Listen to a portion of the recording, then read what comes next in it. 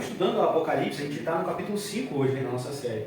A gente percebe que, já percebemos que Jesus já se revelou, né, como Cristo glorificado. Lá no capítulo 1, versículo 19, como Cristo glorificado que passeia no meio da igreja, né, vai estar entre os 7 castiçais de ouro, que significam, né, as 7 igrejas, ou as igrejas espalhadas por toda a terra. Quando fala de 7, fala de perfeição na Bíblia, não é isso? Sobre perfeição. Quando fala de perfeição, está falando sobre que Deus sonda toda a terra. Não tem um ponto da terra, um canto da terra, um lugar da terra que Deus não sonde. Ele vê tudo. Ele está em todos os lugares ao mesmo tempo. E isso mostra sobre a sua onipresença. E a gente vai ver até isso no Salmo 119, quando o salmista vai falar. 119 ou 139? Agora eu confundi. Esse aqui é 9, 119. Que o salmista vai falar: se ele subir aos céus, Deus está. Se for no mais profundo da Bíblia, ele vai estar. Se for no mais longe, mais alta parada, ele vai estar também. Né? Ou seja, não tem como fugir da presença de Deus. Não tem como fugir do Senhor. Então a gente viu no capítulo 1, Cristo glorificado, passeando no meio da igreja, cuidando da igreja. No capítulo 4, nós vemos a imagem do Deus, agora Criador, todo exaltado, sentado no trono. Os 4 seres viventes, os 24 anciãos. E no capítulo 5 a gente vai perceber que João vai ver, viu Deus Criador sentado no trono, os 4 seres viventes, os 24 anciões e um livro com 7 selos e o Cordeiro Salvador que estava ali. E a gente vai ler isso. Vamos lá. Apocalipse capítulo 5, versículo 1, diz assim: então vi na mão direita daquele que está sentado no trono um livro em forma de rolo, escrito de ambos os lados, e selado com 7 selos. Vi um anjo poderoso, proclamando em alta voz: quem é digno de romper os selos e de abrir o livro? Mas não havia ninguém, nem no céu, nem na terra, nem debaixo da terra, que poderia abrir o livro, ou sequer olhar para ele. Eu chorava muito, porque não se encontrou ninguém que fosse digno de abrir o livro e olhar para ele. Então um dos anciões me disse: não chore, eis que o leão da tribo de Judá, a raiz de Davi, venceu para abrir o livro e os seus 7 selos. Então vi, no versículo 6, então vi um cordeiro que parecia ter estado morto de pé no centro do trono, cercado pelos 4 seres viventes e pelos anciões. Ele tinha 7 chifres e 7 olhos, que são os 7 Espíritos de Deus enviados por toda a terra. Ele se aproximou e recebeu o livro da mão daquele que estava sentado no trono. Ao recebê-lo, os 4 seres viventes e os 24 anciãos prostraram-se diante do cordeiro. Cada um deles tinha uma harpa e taças de ouro cheias de incenso, que são as orações dos santos. E eles cantavam um cântico novo: tu és digno de receber o livro e de abrir os selos, pois foste morto, e com o teu sangue compraste para Deus homens de toda a tribo, língua, povo e nação. Tu os constituíste reino e sacerdotes para o nosso Deus, e eles reinarão sobre a terra. Então olhei e ouvi a voz de muitos anjos, milhares de milhares, bilhões de milhões. Eles rodeavam o trono, bem como os seres viventes e os anciãos, e cantavam em alta voz: digno é o cordeiro que foi morto de receber poder, riqueza, sabedoria, força, honra, glória e louvor. Depois ouvi todas as criaturas existentes no céu, na terra, debaixo da terra e no mar, e tudo o que neles há, diziam: aquele que está assentado no trono e ao cordeiro sejam o louvor, a honra, a glória e o poder para todos sempre. Os 4 seres viventes disseram: amém. E os anciões prostraram-se e adoraram. Glórias ao nome de Jesus. Santo é o nome do Senhor. Maravilha. Nós até cantamos, um louvor falando, quase que cantando isso aqui, o texto bíblico também, né? Na verdade, a gente canta essa mensagem desse último louvor, é do capítulo 4, né? Que vai falar do trono, né? Como Deus estava cheio de trovões, luzes, relâmpagos, né? E um arco, né? Como se fosse o arco de Deus, o arco-íris, né? Chamado lá em Noé, né? Que é o arco onde logo depois do dilúvio, toda aquela coisa toda que acontece, né? Deus coloca um arco para poder mostrar, né, o sinal da aliança dele, que ele não destruiria mais o homem dessa maneira. E a A gente viu isso, né, no capítulo 4, esse arco em volta de Deus, mostrando a aliança dele para com o homem, que essa aliança ainda é perpétua. João vê tudo isso. João é chamado, né, a gente viu no capítulo 4 isso, ele é chamado a entrar no trono. Entrar ali na sala do trono, vamos dizer assim, e ver o Deus assentado sobre o trono. Ele vê toda essa glória. E João aqui continua ali nessa sala, vamos dizer, do trono. Né? Ele continua nessa sala do trono. E Deus vai mostrar mais coisas. Quem lembra, ali no versículo 1 do capítulo 4, vai dizer, suba para cá, né? E lhes mostrarei o que deve acontecer depois destas coisas. João ali é convidado, né, a ter a revelação das coisas que aconteceriam depois. Ó, suba para cá e lhe mostrarei o que deve acontecer depois destas coisas. Então, João é chamado para ver o futuro, aquilo que Deus queria revelar para ele, né? E a gente vai começar a ver o que mais, né, começar a entender, tentar entender o que mais João viu ali na sala do trono. No versículo 1 vai dizer o que João começa a ver. Então vi na mão direita daquele que está sentado no trono um livro em forma de rolo, escrito de ambos os lados e selado com 7 selos. Gente, a gente precisa entender que o que eles entendiam por livro na época não era o que a gente entende como um livro. Hoje, a Bíblia é um livro, não é isso? Não era isso, folha, papel, desse jeito assim, arrumadinho desse jeito. É um pergaminho, um rolo de papiro, né? Um rolo que eles se desenrolavam, que ali estava escrito tudo aquilo, né? Qualquer informação, ou a Bíblia da época, né? O que tinha sobre os textos da época. E então João vê isso, né? Ele falou, então vi na mão direita daquele que está sentado no trono um livro em forma de rolo, escrito de ambos os lados e selado com 7 selos. Então ele vê nas mãos direita de Deus, na mão direita de Deus, perdão, um rolo de papiro, né, que era o que João entendia como livro na época, escrito em ambos os lados. Aí tem algumas interpretações para poder falar sobre o que significa, por que era escrito, né, de ambos os lados, né? Alguns vão dizer que no passado, naquela época lá de João, quando se escrevia dos dois lados, era para que quando aquela carta ou aquele papiro, enfim, aquele livro chegasse até alguém, não houvesse nenhum acréscimo. Então a mesma coisa que estava escrito dentro, estava escrito fora, para que ninguém escrevesse nada além disso, né? E vai dizer que tinha 7 selos. Esses 7 selos na Bíblia, 7 selos é o número daqui na Bíblia que a gente vê, o número da perfeição. Os 7 selos indicam a importância do conteúdo do pergaminho, ou garantem a confidencialidade do documento. O livro estava escrito dos dois lados do papel. João não conta o conteúdo exato, ele não diz aqui, a gente leu, ele não diz qual é o conteúdo exato do livro. Mas parece que, com base no que a gente vai lendo depois, no capítulo 5 a 8 ali, nós percebemos que o que é revelado nesse livro, porque depois o Cordeiro vai abrindo cada selo e vai contando, né, o que está no livro, exatamente o que prossegue no livro de Apocalipse. Né? Cada coisa que prossegue no livro de Apocalipse. À medida que cada selo é rompido, outra parte do livro é revelada. Né? O último selo, o 7º selo, abre o caminho para as 7 trombetas. E assim por diante, por todo o restante do livro de Apocalipse. Vamos ver no versículo 2 o que diz aqui. Vi um anjo, aí João vai continuar. Primeiro ele viu, né, Deus, no versículo 1. Mais uma vez, viu Deus. Viu um livro com 7 selos em suas mãos. E agora o que ele continua vendo agora no versículo 2? Vi um anjo poderoso, proclamando em alta voz, quem é digno de romper os selos e abrir o livro. Quem é digno? O anjo pergunta isso. Quem é digno? Quem é digno? E aí, no versículo 3, vai dizer, mas não havia ninguém, nem no céu, nem na terra, nem debaixo da terra que poderia abrir o livro, ou sequer olhar para ele. Então a gente entende aqui que nem um anjo poderia abrir o livro, nem um crente que já havia morrido, né, salvo, poderia abrir o livro, nem um crente vivo na terra poderia abrir o livro. E como João já sabe, né, o mesmo que levou para a sala do trono, foi Jesus que leva o João para a sala do trono, né? E João já sabe que a importância desse livro é muito grande. Tanto que no versículo 4, ele vai falar, ele viu que no versículo 3, ele viu que não tinha ninguém que era digno de abrir o livro, olhou tudo, os anjos não eram dignos, enfim, os santos que morreram, ou seja, as pessoas que morreram com Jesus, não eram dignos, olhou para a terra e não viu nada.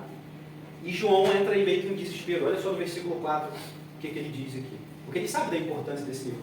Eu chorava muito, porque não se encontrou ninguém que fosse digno de abrir o livro e olhar para ele.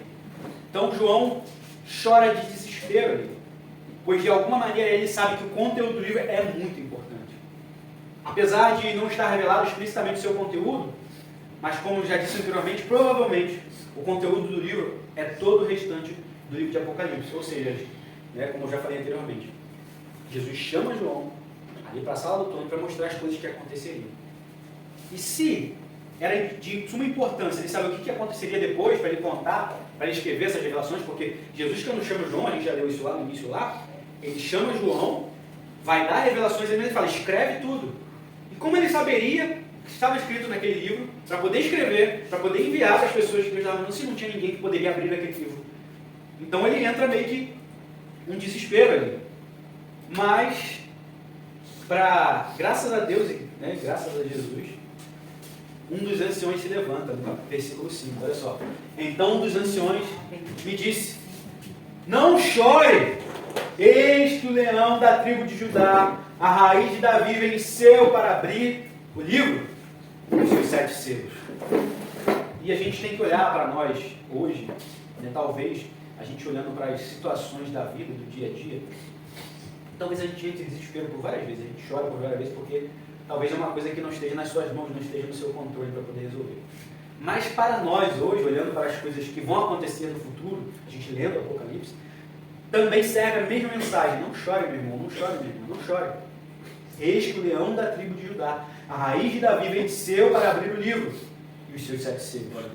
Nós vemos a expressão 7 selos se repetir novamente aqui, no versículo 5. E a gente precisa lembrar que os 7 selos significa o que mesmo? 7, na Bíblia? Perfeição. Então logo concluímos que somente a perfeição em pessoa poderia abrir esse livro selado com 7 selos. É o livro perfeitamente selado, podemos dizer assim. Por que perfeitamente selado? Porque tinham 7 selos. E só a perfeição em pessoa, que é o Cristo, o Cordeiro, ele poderia abrir o livro. Ele poderia romper os selos.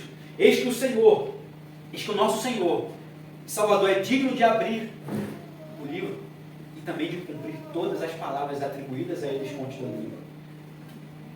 Ele é digno não só de abrir, mas de cumprir as palavras. Todas as palavras. Então, olhando para nós hoje, não chore. O controle e o domínio da história estão na mão de Deus. Quando a gente vai para o capítulo 4, olhando para o capítulo 4, quando João vê Deus assentado sobre o trono, é da mesma maneira. Ei, não adianta, pode for a maldade dos homens que for, Deus não perdeu o controle da história. Ele continua com o controle da história. Então, não chore. O Cordeiro tem todo o controle da história. Se ele prometeu coisas nesse livro, nessa palavra, ele vai cumprir. Se ele falou que vai fazer, ele vai fazer. O domínio, o controle da minha e da sua vida está nas mãos dele, não está nas mãos dos homens. Eu sei que as coisas no mundo estão indo de mal a pior. A política, enfim, tudo. A quantidade, tudo mais. Está indo de mal a pior. Mas deixa eu falar uma coisa para você. Nem a morte, nem se matarem a gente pode nos afastar do amor de Deus. Se a gente tem a nossa confiança nele mesmo, a gente está nas mãos dele. O Cordeiro, nós não estamos na mão da sociedade, estamos na mão do Cordeiro. Em João 10, vai dizer que aqueles que estão nas minhas mãos, Jesus vai falar, ninguém pode arrancar. Se você está nas mãos desse rei, desse Cordeiro, ei, quem pode arrancar você das mãos dele? Se você foi salvo por ele. Se você é filho dele, quem pode arrancar?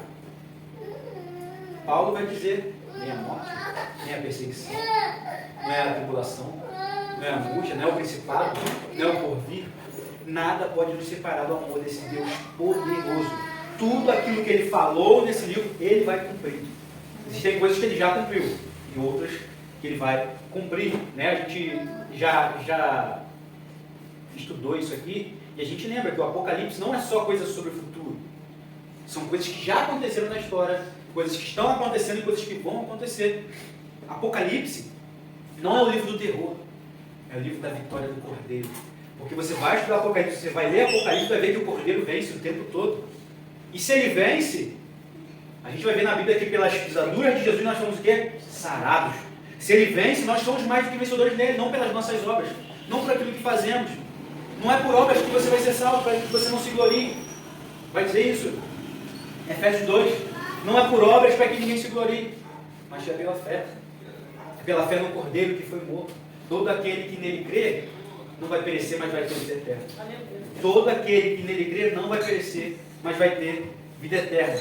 E a gente, caminhando para o versículo 6, vamos ver o que diz no versículo 6. Então vi um cordeiro que parecia ter estado morto, de pé, no centro do trono, cercado pelos 4 seres viventes e pelos anciões. Ele tinha 7 chifres e 7 olhos, que são os 7 Espíritos de Deus enviados por toda a terra. Então, provavelmente, João viu que se tratava de Jesus, o cordeiro. É interessante que essa expressão cordeiro, do jeito que acontece aqui, só João que fala desse jeito. João Batista fala parecido. Ele fala o cordeiro de Deus que tira o pecado do mundo. Mas o cordeiro desse jeito aqui, só João que fala desse jeito. Só João, né? Que traz essa questão do cordeiro que foi morto. O cordeiro que foi morto. Então, olhando para essa expressão, né? O cordeiro que foi morto, mas reviveu. Mesmo depois de ressuscitado, ele aparece aos seus discípulos mostrando as marcas da crucificação. Por que eu estou falando isso? Olha o que diz no versículo 6. Então viu um cordeiro que parecia ter estado o quê? Como é que ele sabia? Um cordeiro que parecia ter estado morto.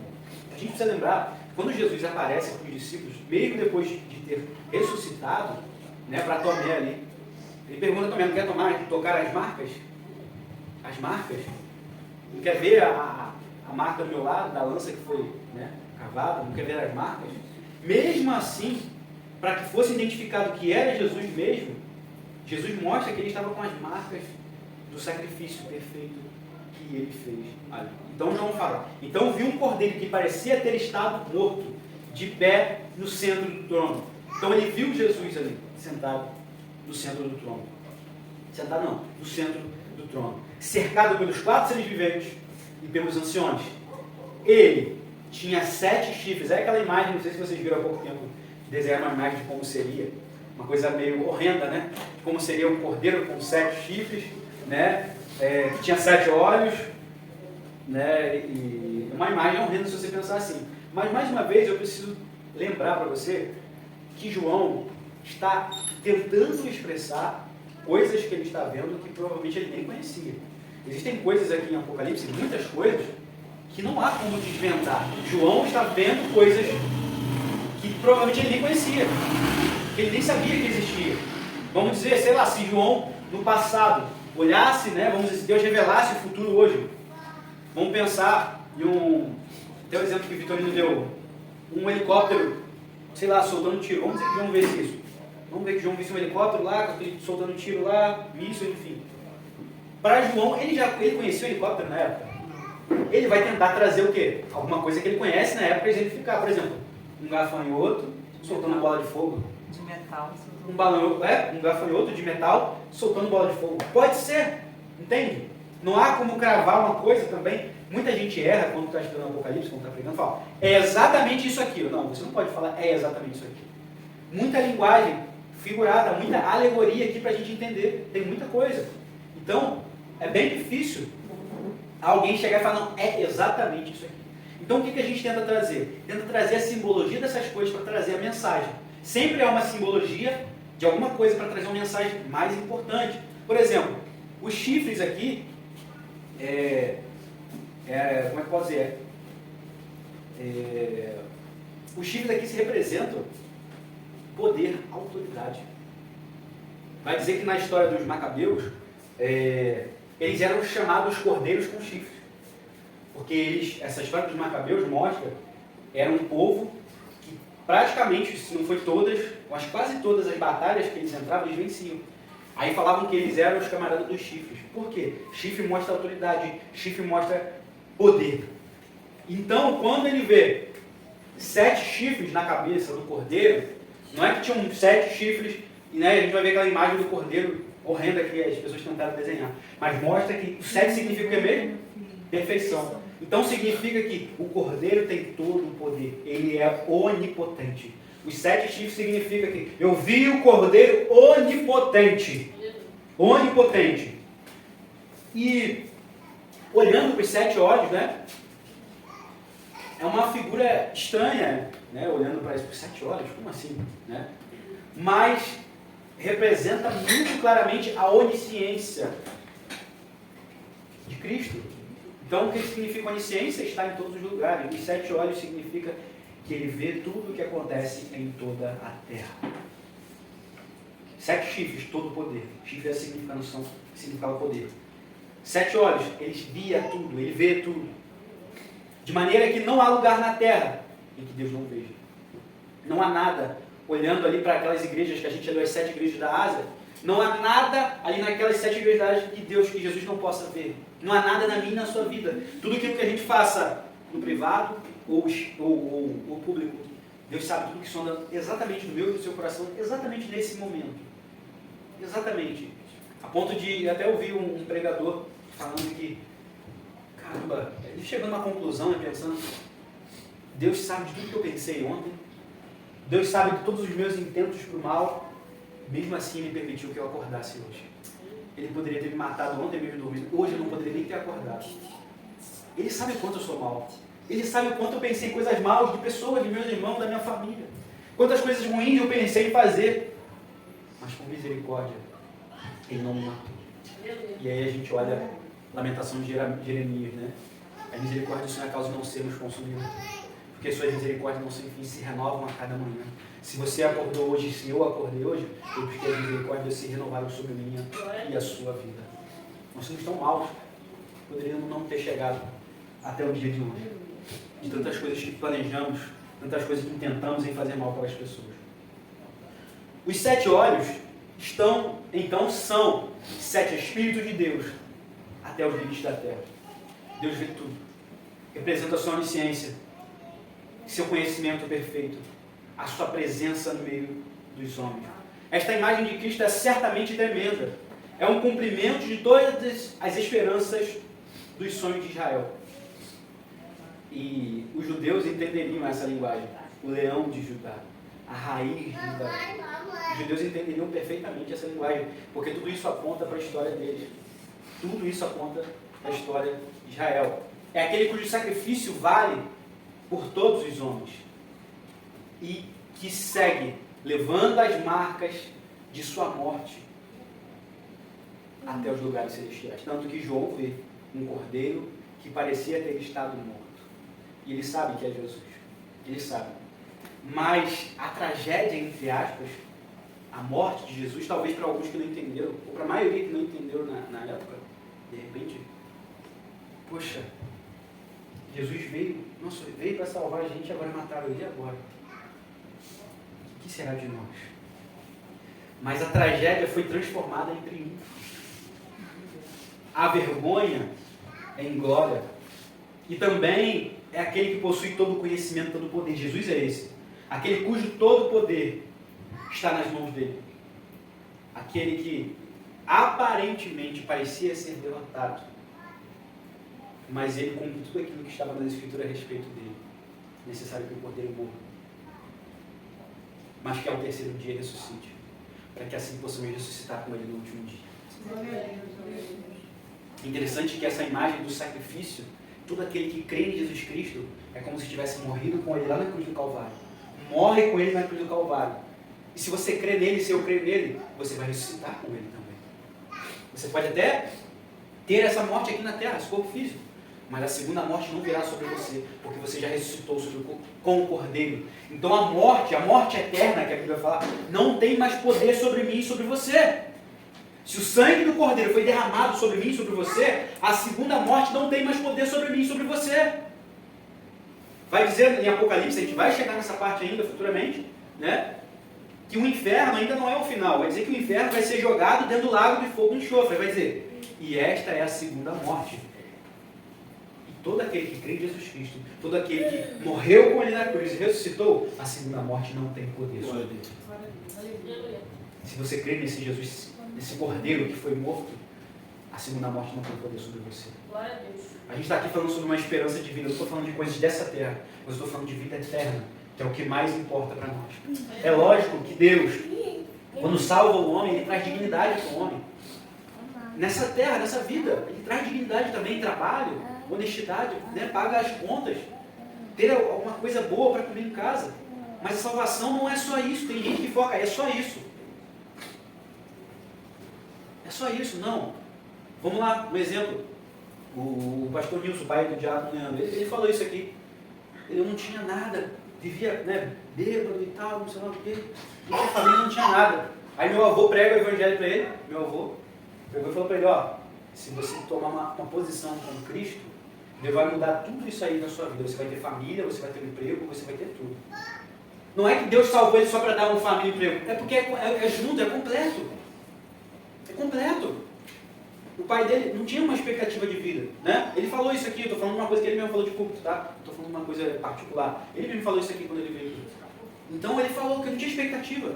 Mas ele falou que ele tem certeza que foi, eu tenho certeza que foi o Espírito Santo falando isso para ele através da vida do meu avô. Falou, ó, toma uma posição, não foi exatamente com essas palavras, mas eu estou tentando traduzir o que ele falou. Toma uma posição diante de Cristo, que você vai ter uma família, você vai ter um emprego. Deus salva você, quer levar você para o céu, mas te dá dignidade também. Como pode ser? Deus salva a gente tem a mesma vida do passado. Não pagando, devendo a todo mundo, dando calote. Entenderam a comparação que eu estou querendo dizer? Deus dá dignidade, para que a gente possa ter essa dignidade, para que a gente possa ter uma vida irrepreensível, por mais que a gente ainda é. Mas Deus traz dignidade para o homem. Né? Aquela palavra, Salmo, que eu preguei lá na Alegria do Seu Pai, lá, Salmo 112, que darei eu ao Senhor por todos os seus benefícios. E o salmista vai falar sobre isso. Não foi só a salvação, mas é todos os benefícios que vêm através da salvação. Mas a Bíblia não prometeu, você vai ser rico, você vai ser rica, nada disso. Não é nada disso que as pessoas falam por aí. Nada disso. 116? 116. Não é nada disso. Primeiro é salvação. Aí você trabalha, estuda, faz faculdade, faz curso, empreende. E Deus vai abençoando, sim, mas trabalha. Não está falando que você vai ser rico, não está prometendo isso na Bíblia, como a gente vê as pessoas falando o tempo todo isso aí. O que mais a gente vai ver hoje em dia não é pregação do Evangelho, é para falar sobre essas coisas. Só para falar sobre essas coisas. Aí você vai pegar, ler os Evangelhos, ver o que Jesus ensinou. Será que Jesus ensinou essas coisas que as pessoas estão ensinando hoje em dia? Essa maldita teologia da prosperidade? Será que Paulo ensinou isso? Será que Paulo ou Jesus ensinou essa teologia do coach hoje em dia? Essas mensagens de autoajuda? A autoajuda vem da onde? Está querendo dizer que vem de você, né? Só que a nossa ajuda não vem de nós, vem do alto. Vem do Deus poderoso. Eleva os meus olhos para o monte. De onde me virá o socorro? Meu socorro veio do monte? Meu socorro veio do Senhor que fez os céus e a terra. Aleluia. Meu socorro vem de dentro de mim mesmo? Não.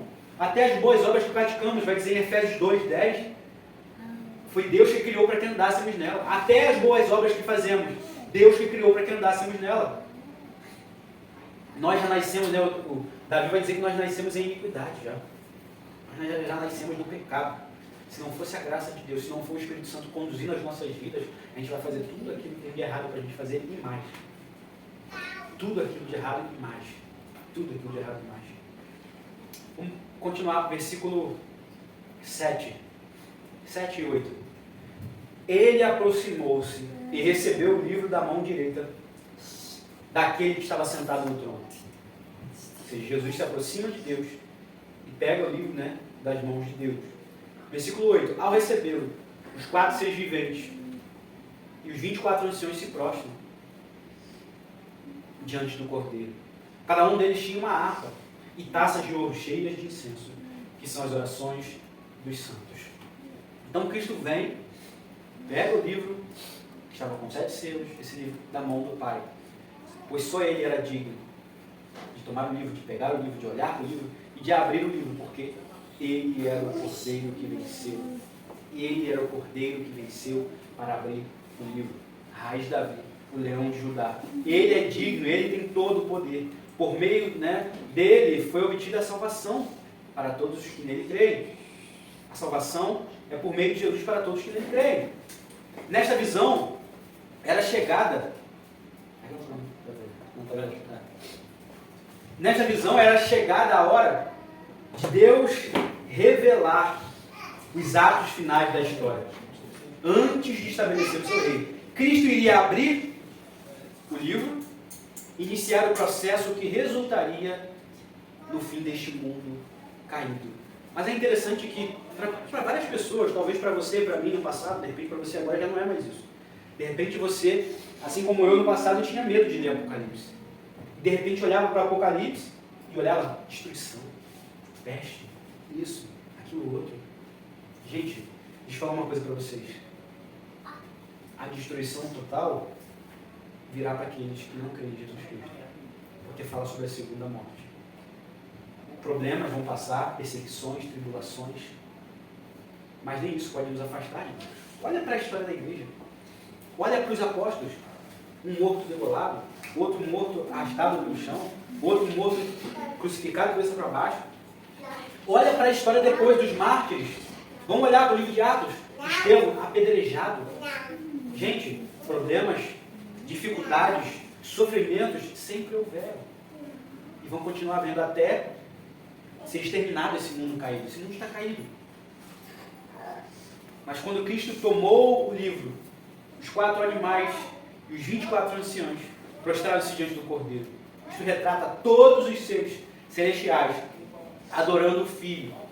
Assim como tinha feito com aquele que está no trono, reconhecendo desta forma a divindade de Cristo, né? E a gente vai ver que há uma coisa nova aqui. Na parte B do versículo 8 vai dizer: cada um deles tinha harpas e taça de ouro, cheias de incenso, que são as orações dos santos. A harpa aqui, que cada um tinha em suas mãos, seria para produzir música. A harpa produz música, não é isso? Então a gente vai entender para produzir um novo cântico, que iriam cantar. No versículo 9 a gente vai ver isso. No versículo 9, o que diz no versículo 9? Olhando para as harpas, olhando para os cânticos, e eles cantavam um novo cântico. Digno és, tu és digno de receber o livro e de abrir os seus selos, pois foste morto, e com o teu sangue compraste para Deus homens de todo tribo, povo, língua e nação. Então há um novo cântico ali. E eu tenho certeza que na minha e na sua vida hoje há um novo cântico em nossos lábios. E deveria ser esse cântico de que nós fomos salvos pelo Cordeiro. O Cordeiro de Deus que tira o pecado do mundo levou sobre si os meus pecados. E se eu crer nele verdadeiramente, eu não vou morrer na segunda morte. Eu vou ressuscitar com ele. Se ele não voltar antes, né? Se ele não voltar, se estivermos vivos, não vamos ser arrebatados, transformados. Mas se já estivermos mortos, nós vamos ressuscitar com ele, para estarmos junto com ele. E existe outra situação aqui, no versículo 8 ainda, vai falar sobre as taças. E taças de ouro cheias de incenso, que são as orações dos santos. As taças de ouro cheias de incenso são as orações dos santos. Quem são os santos? Os santos de Deus. Nós somos os santos de Deus. Mas por que santos se eu sou pecador? Santo é todo aquele que Jesus santificou. Por mais que a gente não esteja completamente ainda, por estar nesse corpo ainda corruptível, um dia, vai dizer lá, em uma das epístolas de João, vai dizer, somos filhos de Deus? Somos. Mas ainda nós não nos tornamos aquilo que seremos. Vai dizer, seremos semelhantes a Ele. E o veremos como Ele é, seremos semelhantes a Jesus. Teremos o corpo glorificado semelhante ao de Jesus. Mas nós já somos santos. Não por aquilo que fazemos, mas por aquilo que Jesus fez por mim e por você na cruz do Calvário. Né? Quando a gente vai ver na Bíblia falar sobre santos, eu lembro que eu ficava, quando eu lia, né? Poxa, os santos, eu sou esse santo, como é que pode? Eu erro tanto, e tantas coisas de errada na minha vida. Mas aqui não está falando sobre você continuar errando ainda. Aqui está falando sobre o que Jesus fez por mim e por você. Ele te santificou. Somente os santos dele é que vão morar na glória com ele. Somente os filhos de Deus é que vão morar na glória. Somente aquele pelos quais o sangue de Jesus foi derramado sobre é que vão morar com ele. Então os santos aqui não tem a ver com aquilo que eu e você faz, mas com aquilo que Jesus fez. E aí somos santificados, justificados nele. Quando a gente vê até na Bíblia os justos, caramba, eu me senti até mal olhando os justos, gente, eu sou tão pecador, como eu sou justo. Mas aí a gente não olha para a nossa justiça, a gente olha para a justiça de Cristo, na cruz do Calvário. Ele nos justifica, ele nos santifica. Por isso que a Bíblia vai dizer que a nossa salvação não é por obras. Se fosse por obras, eu poderia dizer, não, foi a minha justiça que me justificou. Não. se a salvação fosse por obras, foi a minha santidade que me santificou. E não é assim que a Bíblia ensina. É a santidade de Jesus que nos santifica. É a justiça de Jesus que nos justifica. A nossa, estamos perdidos com a nossa justiça. Você vê que o profeta Isaías vai chamar de a nossa justiça. Isaías ou Jeremias, você me confunde. A nossa justiça é comparada a trapo de imundícia. Trapo de imundícia, a gente tem dois exemplos na Bíblia do que significa trapo de imundícia. O lençol que se enrolava os leprosos, que ficava aquele pus, aquela coisa toda, tinha que ser arrancado depois de enrolado e jogado no fogo. E também, olhando para a Bíblia, trapo de imundícia chamado de absorvente que a mulher usava na época. Era para ser retirado e jogado no fogo. Então, olha só, Deus compara através do profeta a nossa justiça própria é trapo de imundícia, só serve para ser jogada no fogo. Olha aí, é o que a Bíblia diz. Mas a justiça de Deus através de Cristo Jesus é perfeita, é poderosa, é santa.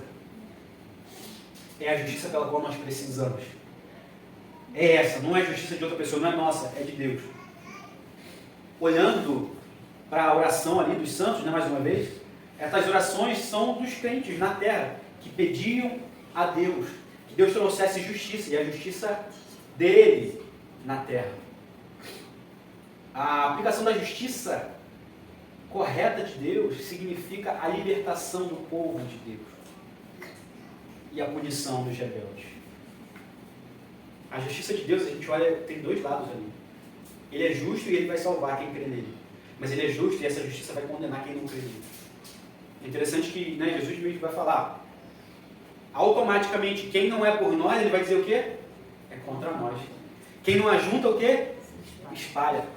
Automaticamente, pelo simples fato das pessoas não quererem Cristo, ele já é um anticristo. Ele já é rejeitado, vamos dizer assim, o juízo de Deus vai virar sobre ele. Isso é automático. Se você está com Cristo, você é a favor dele, você serve a ele, mas se você não está, é a mesma coisa de dizer, eu rejeito Cristo, eu rejeito a salvação. Para aqueles que estão com Cristo, que creem nele, a justiça virá, uma justiça redentora, justiça salvadora. E para aqueles que não querem Cristo, vai vir a justiça, mas do juízo condenatório de Deus. Para aqueles que não creem em Jesus Cristo. Aqueles que não creem. É interessante que a Bíblia até vai chamar essas pessoas que não querem Cristo de anticristo. Eu sei que a gente vai estudar esse Apocalipse ainda, existe a pessoa do anticristo que vai se manifestar. Mas automaticamente, por não querer Cristo, as pessoas já se tornam anticristo. Por isso que fala, quem não ajunta, espalha. Quem não é por nós, é contra nós. Vamos lá, versículo 9. E eles cantavam um cântico novo. Tu és digno de receber o livro e de abrir os seus selos, pois foi morto e com teu sangue compraste para Deus homens de toda tribo, língua, povo e nação. Versículo 10. Tu os constituíste reino e sacerdote para o nosso Deus, e eles reinarão sobre a terra. Então a gente começa a perceber aqui, é só cântico, né? A partir desse momento aqui, João só vai cantando, né? O restante deste capítulo contém 3 hinos de louvor. Este primeiro novo cântico foi cantado pelos 24 anciões e pelos 4, né, seres viventes. Versículo 11 e 12, o grupo dos que cantam crescerá, incluirá anjos. Vamos ver 11 e 12. Quem está cantando o cântico aqui? 11 e 12. Então olhei e ouvi a voz de muitos anjos, milhares de milhares, milhões de milhões. Eles rodeavam o trono, bem como os seres viventes e os anciões, e cantavam em alta voz: digno é o Cordeiro que foi morto de receber poder, riqueza, sabedoria, força, honra, glória e louvor. Então a gente vê aqui João mostrando que havia um cântico ali, um canto, um novo cântico nos lábios dos anciões, dos 4 seres viventes, das milhares e dos milhões de anjos, porque a esperança deles, de toda a humanidade, estava na mão do Cordeiro, e eles cantavam para o Cordeiro. Glória a Deus nas alturas, paz aos homens na terra, o Cordeiro. E o Cordeiro Jesus vai entrando, né, em Jerusalém. Glória a Deus nas alturas, paz aos homens na terra. Jesus nasce, glória a Deus nas alturas, paz aos homens na terra. Gente, é interessante olhar para a Bíblia e perceber que a paz, né, quando a gente fala graça e paz, ou a paz do Senhor, a paz aqui está além de não ter guerra. A paz está além de simplesmente não ter guerra. Quando vai falar da paz aqui, está falando da paz que mora em nós através do Espírito Santo. A paz que excede todo entendimento. Sua vida está dando tudo errado, sua família está dando tudo errado. Você está cheio de problemas, você tem a paz que excede todo entendimento dentro de você, através do Espírito Santo. A ponto das pessoas olharem para você e não entender. Gente, perdeu isso, perdeu aquilo, ó. Saiu de casa, aconteceu isso, aconteceu aquilo, continua servindo a Jesus. Que paz é essa? Que Deus é esse? É a paz que excede todo entendimento. Indo mais fundo ainda, cavando mais fundo ainda, a gente vai ver uma das cartas de Paulo. Se não me engano, a igreja de Éfeso. Éfeso ou Colossenses. Eu não vou agora. Mas uma dessas cartas. Paulo falando que é mediante o sangue de Jesus que nós temos paz com Deus. Antes de Jesus, todos estávamos como inimigos de Deus. Mas agora, através do sangue de Jesus, passamos a ser amigos de Deus. E mais do que isso, filhos de Deus. Através do sangue de Jesus. Então a paz está além do que possamos entender com o nosso raciocínio simplesmente. A paz, né, que muitas vezes as pessoas orar pela paz em Israel. E a gente só pensa, não, para poder acabar com as guerras lá. É claro que a gente quer que acabe com as guerras. Mas é além disso, a paz que está falando é a paz que Israel, que os judeus, que ainda não se converteram a Jesus, que não aceitaram o Messias, eles precisam converter ao Messias. Para que eles tenham paz com Deus novamente. Como eu falei anteriormente, nós só temos a paz com Deus, passamos a ser filhos de Deus através de Jesus. Não tem como ir até Deus sem Jesus Cristo. Só vamos até Deus, só temos paz com Deus através de Jesus Cristo. No versículo 13, a gente vai ver: depois ouvi todas as criaturas existentes no céu, na terra, debaixo da terra e no mar, e tudo o que neles há, que diziam: aquele que está sentado no trono e ao Cordeiro, seja um louvor, a honra, a glória e o poder para todos sempre. Então agora a gente vê o cântico, né? Toda a criatura que está no céu e na terra, debaixo da terra, começaram a cantar. Esta é uma celebração da salvação. Gente, a nossa celebração da salvação é para Jesus. A nossa adoração é para Jesus, é para quem te salvou, não é para o homem. É estranho hoje em dia olhar para as pessoas que estão celebrando a vida de alguém. Não que a gente não deva, vamos dizer assim, honrar alguém, ou prestar, né, alguma, como é que eu posso dizer? Esqueci a palavra agora. Mas a glória é para Deus. Fugiu a palavra da mente. Mas a glória é para Deus, glória não é para homens. Os homens não têm que receber glória. Nós não temos que receber glória. Você pode honrar alguém, mas a pessoa querer honra é pecado. Receber honra não é pecado, mas a pessoa querer honra para ela é pecado. Sabe por que querer honra para ela é pecado? Porque honra e glória é para Deus, não é para pessoa. Tem gente que você vai ver, quer ser honrado de qualquer jeito, quer receber as coisas, quer receber glória de qualquer jeito. Isso está errado, é só Deus. Os cânticos que a gente está vendo aqui é para Cristo, é para o Cordeiro, ou é para homens que está sendo cantado aqui? É para Deus. Muito diferente, né? Para Jesus, enfim. Muito diferente de muitas coisas que acontecem hoje em dia, de muitos cânticos que a gente vê as pessoas cantando hoje em dia, muito diferente da prática, da vida das pessoas que elas vêm fazendo. O cântico dos 24 anciões e dos 4 animais louva a obra de Cristo. O fato que o Cordeiro foi morto refere-se à morte de Cristo na cruz, conforme foi registrado nos Evangelhos. Por meio do seu sangue derramado na cruz, ele comprou o seu povo. Nós fomos comprados com um preço muito caro, que foi preço de sangue. Por meio da sua morte, Jesus redimiu o seu povo da escravidão, do pecado e da morte. Os discípulos pensavam que, enquanto Jesus estivesse vivo, ele poderia salvá-los. Mas Jesus revelou que somente a sua morte poderia salvá-los. Deus resgatou pessoas de toda a tribo, língua, povo e nação. A mensagem de Deus de salvação é vida eterna. E não se limita a judeus só. É a todo o povo. A salvação de Deus é para todo o povo. Língua, tribo e nação. E a gente vê o tempo todo o Cordeiro sendo exaltado, o Cordeiro sendo adorado. No versículo 14, encerrando, vai dizer: os 4 seres viventes disseram amém. E os anciões se prostravam e adoravam. Em resposta a esse cântico dos 24 anciões, dos 4 seres viventes, dos milhões e milhões de anjos, dos seres vivos no céu e debaixo, né, na terra, mediante todo esse cântico, esse novo cântico, os anciões fazem o quê? A resposta dos 4 seres viventes: amém. Ou seja, eles concordam com todo esse louvor, porque sabem que é só para Jesus, e só Jesus é digno de louvor. Os 24 anciãos responderam, prostrando-se, e adoraram aquele que está no trono, Deus. Tudo que já foi criado, tanto no céu quanto na terra, um dia irá adorar a Deus e se dobrar diante do seu Filho. Olha o que diz em Filipenses, capítulo 2, de 10 a 12. Por isso Deus o exaltou, está falando sobre Jesus. Por isso Deus o exaltou à mais alta posição e lhe deu um nome que está acima de todo nome, para que ao nome de Jesus se dobre todo o joelho, no céu, na terra e debaixo da terra, e toda a língua confesse que Jesus Cristo é o Senhor, para a glória de Deus Pai. Glórias ao nome de Jesus. Glórias ao nome do Senhor Jesus. Que maravilha. Mais uma vez, olhando para o livro de Apocalipse, a gente não fica com terror. A gente glorifica Jesus e sabe que Ele está no controle, que Deus está no controle.